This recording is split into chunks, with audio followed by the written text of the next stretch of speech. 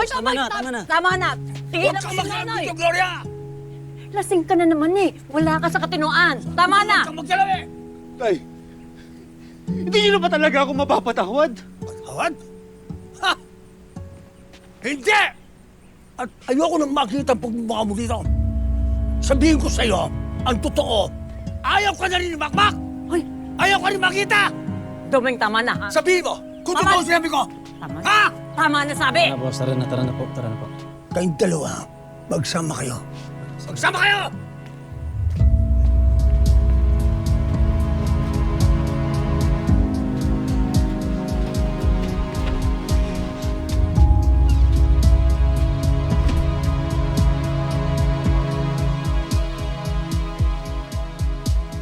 Ay sus, ay sus. Sino may reply? Ay! Si Chloe ba yan?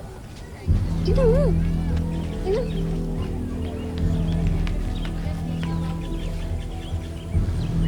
May boyfriend na pala siya. Sa bagay.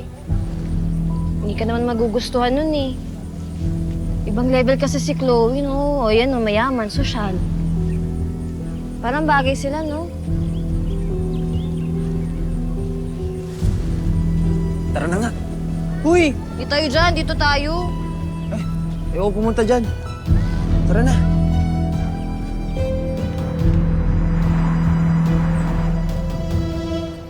Totoo ba yung lahat ng sinabi ni tatay? Alin? Yung ayaw ka makita ni Makmak? Yung galit siya sa'yo? Tagal mo nang alam yun. Pero alam mo, gustong-gusto ni Makmak na maging boksingero dahil sa'yo. Talaga na yung sinabi niya yun? Hindi. Ramdam ko lang. Siyempre, matagal ko na siyang kasama, kaya kilala ko na siya. Ramdam ko. At kung ikaw magpapakita sa kanya kahit paminsan-minsan lang, mararamdaman mo din yun.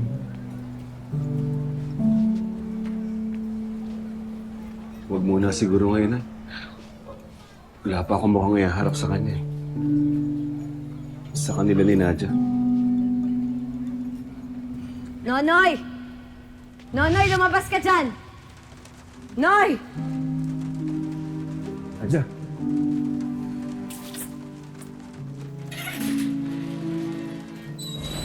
Kapal ng mukha mo. Di ba sinabi mo pupuntahan mo si Makmak sa birthday niya? Ano ginawa mo? Pinaasa mo yung bata, binaliwala mo. Nadia, hindi totoo yan. Sinubukan ko. Ano, naduwag ka? Nabakla ka sa pagiging ama mo? Nadia, tingnan mo ako. Bagsak na bagsak ako. Bakit sa tingin mo importante yan kay Makmak kung ano man yung narating mo? Ikaw ang importante sa kanya, yung pagiging ama mo. Pero hindi mo na ibigay sa kanya yun. Ayoko makita niya ako ng ganito ako. Ayoko madamay siya sa pinagdadaanan ko. O sige, panindigan mo yan, ha? Simula sa araw na to, hindi ka na magpapakita kay Makmak. Pinuputol ko na kung ano man yung ugnayan namin sa'yo.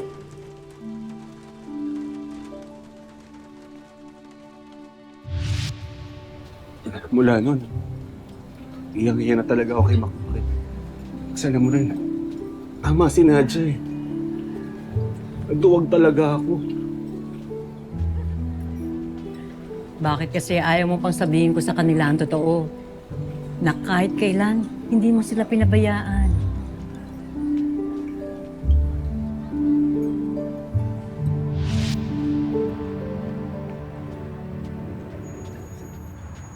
Nonoy, Ay, salamat. Nakipagkita kayo, ha. hindi alam ni Nadia to. Galit pa rin siya sa'yo. Pati ako, galit din ako sa'yo. Naiintindihan ko naman po. Gusto ko lang akong makibalita doon sa mag-ina ko. Maayos naman sila. Si Makmak, nag-aaral doon sa eskwelahan malapit sa bahay. Tapos si Nadia, nagatrabaho sa supermarket, kahera. May sinasabi ba sila tungkol sa akin? Wala. Hindi ka nga pinag-uusapan eh.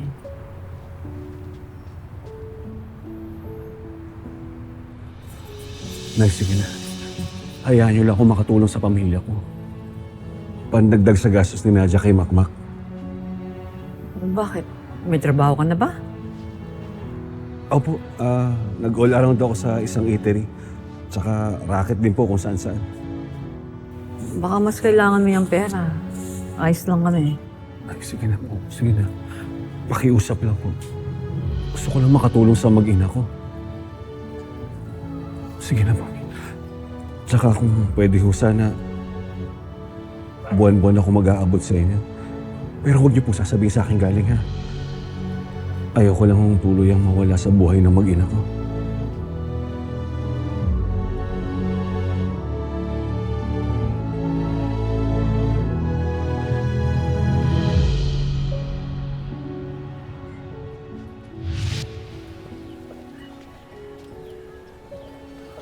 Huwag na hunay. Tama ho si tatay eh. Hindi tama na bumalik ako sa buhay ni Makmak. Huwag na muna ngayon. Lalo pa na nasa proseso siya na inaabot niya yung pangarap niya. Sige. Tama ka naman dyan. Grabe yung tatay mo, no? Tanda na, lakas pa rin sumuntok. Yung klase, tama, no?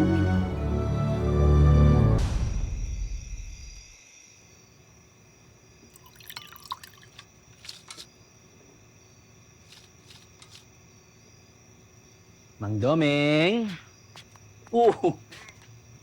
Nakakarami na tayo ah. Tara, pahinga na tayo.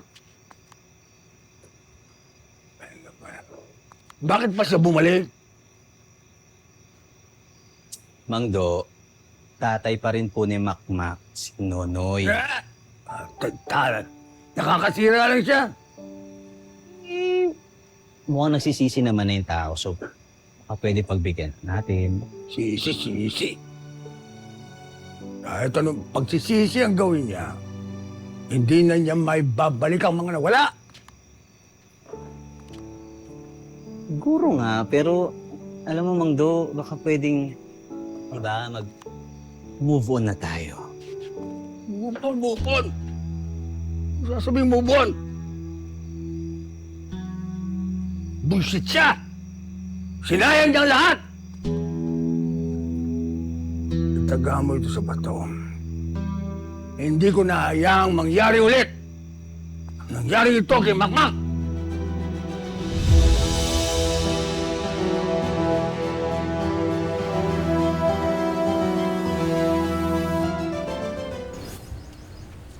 Pa rin yung reply ah.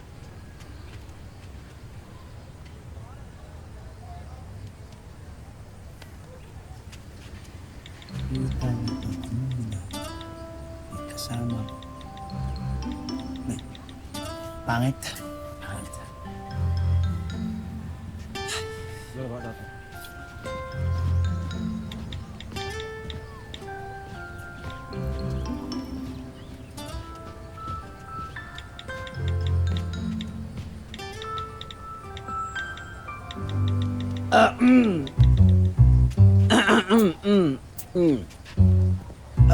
Ay. Hello. Ano pong gagawin natin ngayon?